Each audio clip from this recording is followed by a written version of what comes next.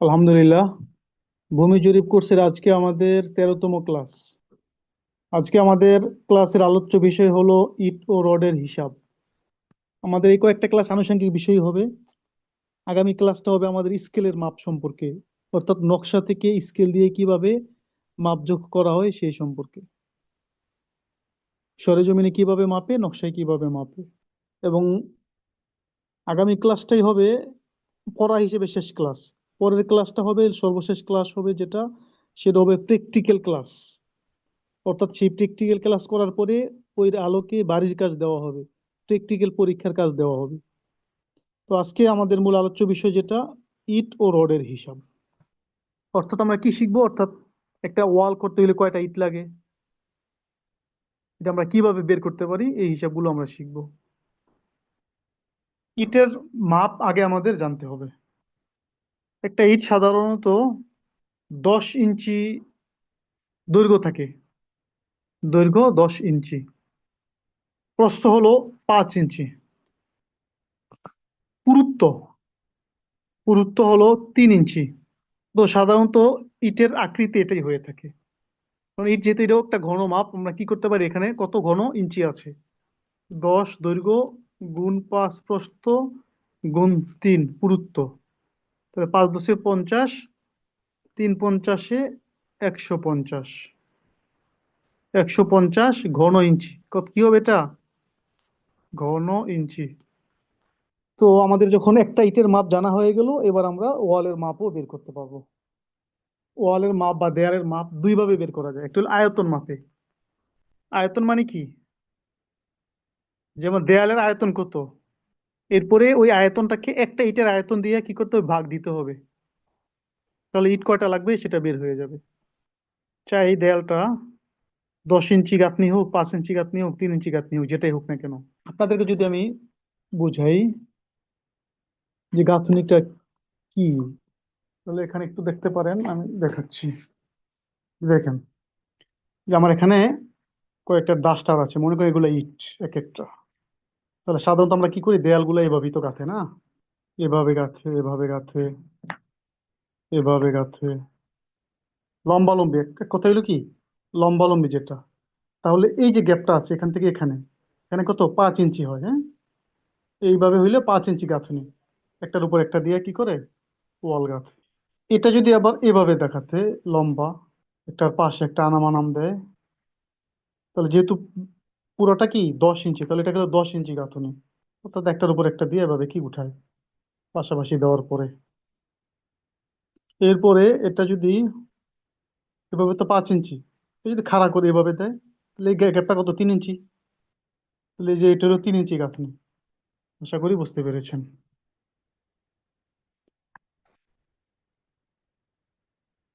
এবার আমাদের কি করতে হবে, আগে ওয়ালের যে আয়তন আছে, ওয়ালের আয়তনটা আমাদের কি করতে হবে, হিসাব করতে হবে। যেমন আমরা যদি মনে করি একটা দেয়াল দৈর্ঘ্য 100 ফুট, 100 ফুট, উচ্চতা, হ্যাঁ, যে উচ্চতা, উচ্চতা হলো 10 ফুট, আর পুরুত্ব হলো 5 ইঞ্চি। ওই যে 5 ইঞ্চি গাঁথনি তো কিভাবে বসাইতে হয় দেখাইলাম আমি। তাহলে এখানে আপনার কয়টা ইট লাগবে, সেটা আমরা কি করব, হিসেব করব। সেটা কিভাবে,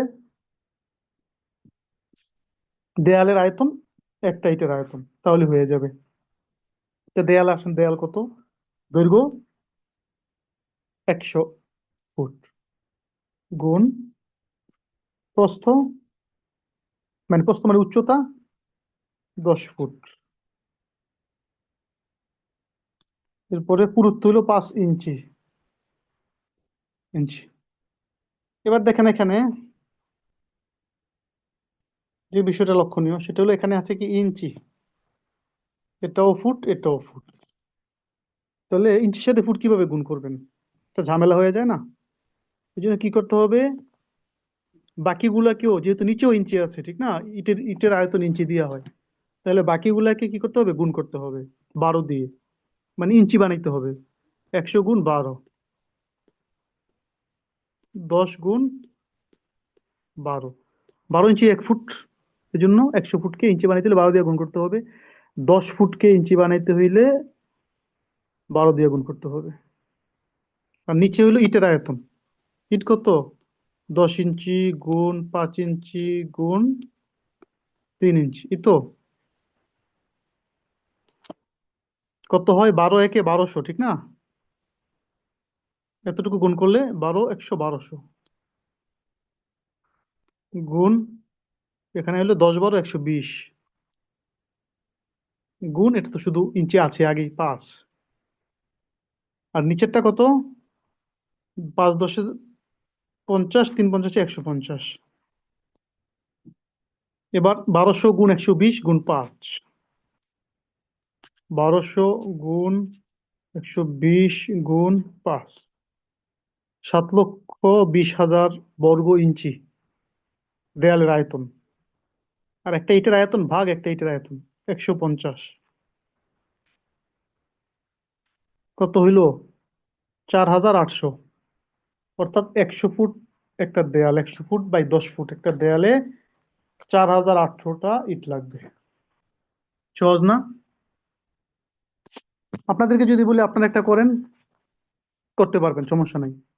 এটা তো হলো কি, আয়তন মাপে দৈর্ঘ্য গুণ প্রস্থ যে সিস্টেমে, ওই সিস্টেমে মানে দৈর্ঘ্য গুণ উচ্চতা। আরেকটা হলো বর্গ মাপেও মাপা যায়। ওটা হলো আয়তন, মানে তিনটা বাহু যে গুণ আয়তন, যেটা ঘনমান, ওই হিসেবে মাপা হইলো আগেরটা আয়তন মাপে। এখন আরেকটা সিস্টেম, মাপতে একই হবে কিন্তু সিস্টেম আরেকটা আর কি, সেটা হলো বর্গ মাপে। সেটা ওই যে বললাম যে আমাদের গাঁথনিগুলো হয়তো বা 5 ইঞ্চি পুরুত্ব হবে, অথবা 3 ইঞ্চি পুরুত্ব হবে, অথবা 10 ইঞ্চি পুরুত্ব হবে। তাহলে যত ইঞ্চি পুরুত্ব হোক না কেন, আমাদের কি করতে হবে? যেমন দেয়ালের যে ক্ষেত্রফল আছে, তখন ওই পুরুত্ব মাপটা কি যাবে? বাদ যাবে। যেমন দেয়াল হইল কত? 100 ফুট, আর হলো 10 ফুট, ঠিক না? পুরুত্ব ছিল 5 ইঞ্চি, এই জন্য 5 ইঞ্চি আর এখানে যোগ করা লাগবে না। তাহলে কি হবে? 100 গুণ ওই যে 12, 10 গুণ 12, এটা। তাহলে ইটের ক্ষেত্রেও কি করতে হবে? ইটের 5 ইঞ্চি পুরুত্ব, ওইটা বাদ দিতে হবে। মানে ইটের একটা সাইড হলো কি 10 ইঞ্চি না, আর একটা সাইড আছে 5 ইঞ্চি। তো 5 ইঞ্চি যেহেতু আমরা ওয়ালের ক্ষেত্রে ধরি নাই, ইটের ক্ষেত্রে ধরবো না, তো রইলো শুধু 3। তাহলে 10 গুণ 3 30। তাহলে 1200 গুণ 120, আর হলো ভাগ 30। 1200, এটা একটা ওয়াল গুণ 120, একটা ওয়ালের আয়তন ভাগ একটা ইটের আয়তন, মানে 5, যেহেতু গাঁথনি ওয়ালেও ধরি নাই ইটেও ধরবো না, তাহলে রইলো 3 × 10 = 30 ভাগ 30। তাহলে কত হইলো? 4,800টা ইট লাগে। মানে হিসাব আগেরটাই, নিয়ম ভিন্ন। আগে যেমন আয়তন মাপে ঘনমাপ হিসেবে তিনোটা সাইড ধরা হয়েছে, দৈর্ঘ্য, উচ্চতা, ঘনত্ব, পুরুত্ব। ইটেরও তিনোটা ধরা হয়েছে। আর আয়তন মাপ বর্গ মাপ হইলে দুইটা মাপ ধরে, বর্গ ফুট, আমরা বর্গ হিসাব করেছি না, দৈর্ঘ্য গুণ প্রস্থ, ওইরকম আর কি।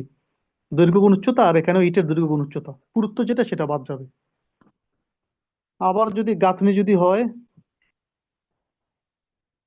10 ইঞ্চি, তাহলে উপরে যে গাঁথনি যে একটা যোগ হয়, গুণ আগে যে 5 ছিল, তো এখানে তো 10 হওয়ার কথা যোগ না। তো এখানেও নিচেও পুরুত্বের ক্ষেত্রে, ইটের ক্ষেত্রে সেখানে 10 বাদ যাবে। তো ইটের 10 বাদ গেলে থাকে কত? 5 গুণ 3 থাকে। আবার যদি গাঁথনি হয় 3 ইঞ্চি, তাহলে দেয়ালের ক্ষেত্রে তো ওই যে গুণ যেটা 3 হয় ইঞ্চি হিসেবে, সেটা তো বাদ যাবে। তাহলে ইটের ক্ষেত্রেও 3 বাদ যাবে। 3 বাদ গেলে কত থাকবে? 10 গুণ 5 থাকবে 50। এভাবে আমাদের কি করতে হবে? হিসাব করতে হবে। অনেক সময় দেখবেন দেয়াল তো বড়, ঠিক আছে, মাঝখানে দরজা আছে, জানালা আছে, তখন কি করবেন? তখন আপনি পুরা দেয়ালটা একবার হিসেব করে ফেলবেন। পুরাটা ওইভাবে হিসেব করার পরে দরজার জন্য আলাদা হিসেব করবেন, কত ফুট বাই কত ফুট, হিসেব করার পরে সেটা বাদ দিয়ে দিবেন, তো এই তো হয়ে গেল। যদি আপনি এইভাবে হিসাব না করে অন্যভাবে কিভাবে মিলাবেন? কারণ এখানে যে নিচে দরজার নিচে ইট লাগে, উপরে থাকে ইট থাকে, জানলার উপরে আছে নিচে আছে, এগুলো আপনি মিলাইতে পারবেন না। এই জন্য পুরো দেয়ালটা আগে হিসাব করবেন। পুরো দেয়ালটা হিসাব করার পরে এরপরে বাদ দিবেন, জানলা এবং দরজার হিসাবগুলো বাদ দিবেন। তাহলে আমাদের প্রথম যেটা আমরা শিখলাম আয়তন হিসেবে, ওইটা আমাদের জন্য সহজ। ঠিক আছে, দৈর্ঘ্য গুণ প্রস্থ গুণ পুরুত্ব, দেয়ালের ক্ষেত্রেও ধরতে হবে, ইটের ক্ষেত্রেও ধরতে হবে। আর যেহেতু দৈর্ঘ্যের ক্ষেত্রে ফুট আছে, এই জন্য পুরুত্ব যেহেতু ইঞ্চি, এই হিসেবে ওই ফুটগুলোকে ইঞ্চি বানিয়ে নিতে হবে। এখন একটা প্রশ্ন করতে পারেন, সেটা হলো যে অনেক সময় তো যে আহ, সিমেন্ট বালি দিয়া দেয়, তাহলেও কি ইট এতটুকু লাগবে, আর কমবে না? তেমন কমবে না, কারণ কি ইটগুলো একদম একুরেট সাইজ থাকে না, 2-3 সুতা কম থাকে। হ্যাঁ, এই কম টম মিল্লা জিল্লা এরকম সমান সমানই হয়ে যায় আর কি। আচ্ছা, এই ইটের হিসাবগুলো কে কে বুঝেছেন একটু হাত উঠান তো দেখি। সূত্র, হ্যাঁ, ওয়ালের আয়তন ভাগ একটা ইটের আয়তন। ওয়ালের আয়তন দৈর্ঘ্য গুণ উচ্চতা গুণ পুরুত্ব। আর দৈর্ঘ্য আর প্রস্থ যেহেতু বা উচ্চতা যেহেতু ফুট আছে, পুরুত্ব যেহেতু ইঞ্চি, তাহলে ওই দুইটাকে 12 দিয়ে গুণ করে ইঞ্চি বানিয়ে নিতে হবে। আর ইটেরটা তো ইঞ্চি আছেই, বাস ভাগ দিলে হয়ে গেল। এবার আমরা রডের হিসেবে চলে যাই। হ্যাঁ, রডের হিসাব বলতে কি, রডের ওজন কতটুকু হয় অথবা রডের দৈর্ঘ্য কতটুকু হয়, এগুলি আমরা হিসাব করব। রডের মাপ সাধারণত দুই ধরনের। কয় ধরনের? দুই ধরনের। একটা হলো মিলিমিটার, মিলিমিটার বা যেটাকে বলে, হ্যাঁ, মিলিমিটার। আর একটা হলো সুতা। সুতা বলতে কি বুঝে? ওই যে আমরা যে সুতা শিখেছি, 8 সুতা, মানে 8 সুতা 1 ইঞ্চি, ওই সুতা। আর রডের মাথা থাকে না, মাথার তো একটা ব্যাস থাকে না, এটা তো হলো গোল, যেটা হলো পরিধি, আমরা যে বৃত্ত পড়লাম ওই যে মধ্যে গোলাকারটা হলো পরিধি, আর মাছ মাছ বরাবর যে দূরত্ব এক মাথা থেকে আরেক মাথার দূরত্ব, এটা হলো ব্যাস। ওই ব্যাসটাকে বলে ডায়া। কি বলে? ডায়া। এখন এই ডায়াটা মিলিমিটারে হইতে পারে, সুতায় হইতে পারে। ডায়াটা কি মিলিমিটারে হইতে পারে, সুতায়ও হইতে পারে। মিলিমিটারে যদি হয় তাহলে একরকম সূত্র প্রয়োগ হবে, সুতায় হলে আরেক রকম সূত্র প্রয়োগ হবে। তাহলে মিলিমিটারের সূত্রটা আমরা শিখি আগে। সেটা হলো 1 ফুট অথবা 1 মিটার রডের ওজন কতটুকু হবে, এটা বের করার জন্য একটা সূত্র আমাদের প্রয়োগ করতে হবে। সূত্রটা কি? সূত্রটা হলো D² ভাগ 162.2। D² ভাগ 162.2। এই সূত্রটা আমাদের কি করতে হবে? মুখস্থ করতে হবে। তাহলে প্রতি মিটারের ওজনটা বের হয়ে যাবে। মনে করেন রডের ডায়া 10 মিলিমিটার, কি? তাহলে প্রতি মিটারে কত কেজি রড হবে? তাহলে আমাদের কি করতে হবে? 10 মিলিমিটার মানে কি, ওই যে D² মানে কি 10² ভাগ 162.2, অর্থাৎ কি 10² মানে 10 গুণ 10, 100 ভাগ 162.2, কত হইল? 0.6165, মানে 616 গ্রাম। 1 কেজি হয় নাই। 1 মিটার রোডে, 1 মিটার মানে কি 3 ফুট, 3.25 ফুট, 3.2808 ফুট। তাহলে 1 মিটারে ½ কেজির বেশি হয় যদি মিলিমিটারে হয়, 10 মিলিমিটার হয়। হ্যাঁ, 20 মিলিমিটার হলে 20 দিয়ে গুণ, ওই যে 20 গুণ 20, যত মিলিমিটার হোক ওইভাবে গুণ। অর্থাৎ D²। সূত্র কি? ওই ডির জায়গায় মিলিমিটারটা বসবে। 10 হইলে 10, 20 হইলে 20। আর যদি ফুটের হিসাব বের করি আমরা প্রতি ফুটের, তাহলে সূত্রটা একটু ভিন্ন হবে। যেহেতু ফুট হইল কি মিটারের 3 ভাগের 1 ভাগ, আরো কম না? যেহেতু 3.2808 ফুট 1 মিটার, তাহলে ওই সূত্রটাই তো ভিন্ন হয়ে যাবে। এখানে D² বা 162.2, আর ওখানে সূত্র হবে D² ভাগ 532.2, 532.2, অর্থাৎ 3 গুণ ছোট হইল ফুট মিটারের চেয়ে, এই জন্য 503 গুণ বেশি হয়েছে এখানে নিচে। 162 জায়গায় 532.2। তাহলে এইভাবে যদি করা হয় তাহলে প্রতি ফুটের হিসাব বের হয়ে যাবে। তাহলে যদি 10 মিলি হয়, তো আমরা কি করব? 10 স্কোয়ার ভাগ 532.2। তাহলে 10 গুণ 10, 100, এটা ডি স্কোয়ার ভাগ 532.2, 0.1878, 187 অথবা 0.18, অর্থাৎ 187 গ্রাম। এক 1 কেজির 5 ভাগের 1 ভাগেরও কম 1 ফুটে, অর্থাৎ 1 মিটার আছে 3 ভাগের 1 ভাগ।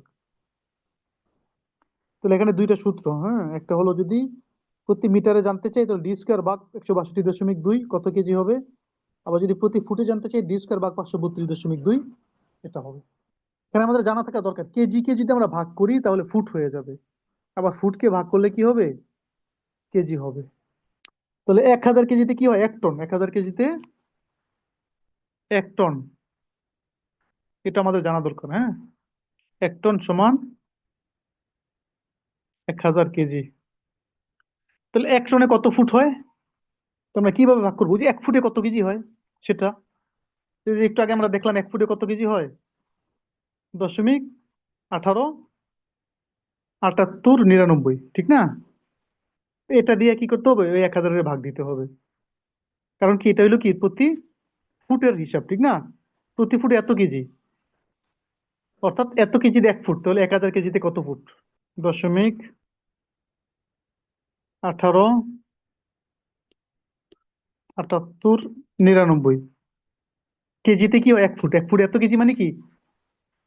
এত কেজিতে 1 ফুট, তাহলে 1000 কেজিতে কত ফুট ভাগ দিলে হয়ে যাবে।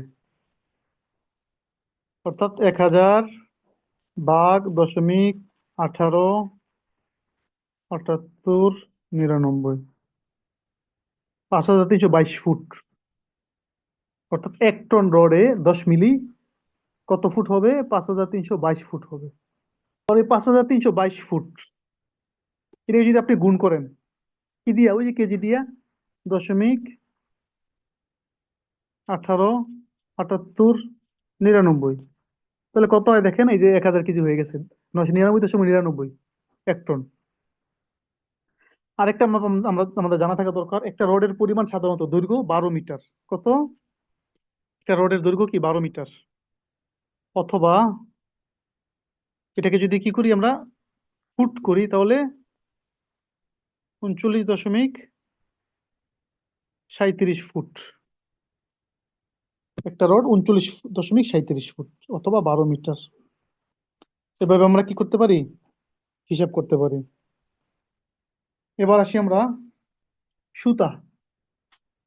এতক্ষণ ছিল কি মিলিমিটার, এখন দেখবো আমরা কি সুতা।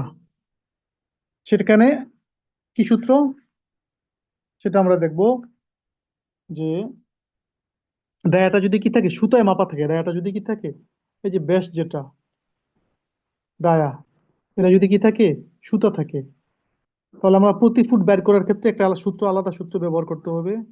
সেই সূত্রটা হইলো কি, ডি স্কোয়ার ভাগ 22 ভাগ 2.2, তাহলে প্রতি ফুট বের হয়ে যাবে। এই সূত্র যদি আমরা প্রয়োগ করি, সূত্রটা মুখস্থ করতে পারি। সুতার হিসাব, কিসের? সুতার হিসাব। তাহলে প্রতি ফুটে কত কেজি বের হয়ে যাবে এই সূত্র প্রয়োগ করলে? ডি স্কোয়ার ভাগ 22 ভাগ 2.2। এখন ডি স্কোয়ার মানে কি, রডটা যদি সুতায় হয়, অর্থাৎ 2 সুতায় হয় বা 3 সুতায় হয়, 3 সুতায় হয়, 3 সুতায় হয়, তাহলে প্রতি ফুটে কত কেজি হবে? তাহলে ওই যে ডি মানে কি, এই যে 3 সুতা যেহেতু 3 স্কোয়ার, মানে কি 3 গুণ 3, 3 গুণ 3 ভাগ 22 ভাগ 2.2। ডি স্কোয়ার মানে কি 3 স্কোয়ার, 3 গুণ 3 ভাগ 22 ভাগ 2.2, 185 বা 186, পরের গুলো বাদ দিলে। এটা যদি আপনি অন্য সুতায় করেন একই রকম যদি 4 সুতা হয় তাহলে কি 4 4 স্কোয়ার মানে 4 4 16, 4 গুণ 4 ভাগ 22 ভাগ 2.2, তাহলে যে 18 থেকে আরো বাইরে গেছে 0.33 হয়ে গেছে। এভাবে বাড়তে থাকবে। তাহলে কি এত কেজি প্রত্যেক ফুটে, সুতায় হইলে ডায়াটা এই ফুটে হবে এইভাবে কেজি। তাহলে আমরা মিলিমিটার আর সুতা দেখলাম, এবং যেই রডগুলো হিসাব করলাম ওইগুলোকে বলে ডি ফ্রম বার রড। গোলাকার যে রডগুলো এটাকে বলে কি ডি ফ্রম বার। আরেকটা রইলো স্কোয়ার বার, চতুর্ভুজ মানে 4 কোণা বিশিষ্ট, এভাবে থাকে না যে জানলার গ্রিল গুলো দেয়। তাহলে এখানে আলাদা সূত্র আছে একটা, ঠিক আছে। যত সুতার রড হবে ততকে প্রথমে 8 দিয়ে ভাগ করতে হবে, এবার সেটাকে স্কোয়ার করতে হবে, গুণ, স্কোয়ার মানে গুণ করতে হবে। এরপরে যে সূত্র আছে যত সুতার রড ওইভাবে সূত্র প্রয়োগ করতে হবে। সেই সূত্রটা কি, এই যে এখানে দেখেন সূত্রটা দেখেন, D/8, ওই যে যে যত সুতার রড ওই ততকে 8 দিয়ে ভাগ করতে হবে। এরপরে স্কোয়ার আছে না, হোল স্কোয়ার, গুণ 490 ভাগ 144 ভাগ 2.2, তাহলে প্রতি ফুটে কেজিটা বের হয়ে যাবে। 4 কোণা যে রড গুলো আছে, স্কোয়ার বার যে রড গুলো আছে, স্কোয়ার বার রড গুলো এভাবে কি করতে হবে, এই সূত্র প্রয়োগ করে হিসাব করতে হবে। D/8 হোল স্কোয়ার গুণ 490 ভাগ 144 ভাগ 2.2। তাহলে মনে করেন যে আমরা 300টা রডের একটা হিসাব করি, রডের হিসাব করি। তাহলে 300টা রড হলে কি করতে হবে, D/8 মানে কি 3/8, এটাকে হোল স্কোয়ার 3/8, অর্থাৎ যত সুতা রড ততকে 8 দিয়ে ভাগ করতে হবে। আমরা ভাগ করলাম, ভাগ করার পরে কত পাইলাম 0.375, এটাকে আবার স্কোয়ার করতে হবে। তাহলে মানে কি গুণ 0.375, এই হোল স্কোয়ার হয়ে গেল। এরপরে কি করতে হবে, গুণ 490, গুণ 490 ভাগ 144 ভাগ 2.2, কত হইলো 0.2175, যে 0.2175 কেজি প্রতি ফুটে। দেখেছেন? তাহলে সূত্র হলো কি D/8 হোল স্কোয়ার গুণ 490 ভাগ 144 ভাগ 2.2। 4 সুতার করলে কিভাবে করব, এইভাবেই আমরা কি করব, 4কে ভাগ দিব 8 দিয়ে, ওই যে 8 দিয়ে ভাগ দিতে হবে। D/8 মানে 4/8 হোল স্কোয়ার, এই যে আধা না, তাহলে গুণ 0.5 হইল, গুণ 490 ভাগ 144 ভাগ 2.2, এই তো হয়ে গেল 0.3866। অর্থাৎ সূত্র অনুযায়ী আমাদের কাজ করলে আমাদের সবকিছু সহজ। এভাবে আমরা স্কোয়ার রডের হিসাব করতে পারি। তাহলে আজকে আমরা দুইটা বিষয়ের আলোচনা শিখলাম, ইটের হিসাব, রডের হিসাব। ইটের মাপটা সাধারণত যেটা আমরা শিখেছি আয়তন, দৈর্ঘ্য, প্রস্থ, পুরুত্ব। ইটের আয়তন দিয়ে ওয়ালের আয়তনকে ভাগ করলে ফলাফল বের হয়ে যায়। আর রডের হিসাব আমরা সুতায়, মিলিমিটারে এবং স্কোয়ার বার এবং ডিফর্ম বার আলাদা আলাদা ভাবে শিখলাম। আজকের আমাদের মূল ক্লাস এই পর্যন্তই।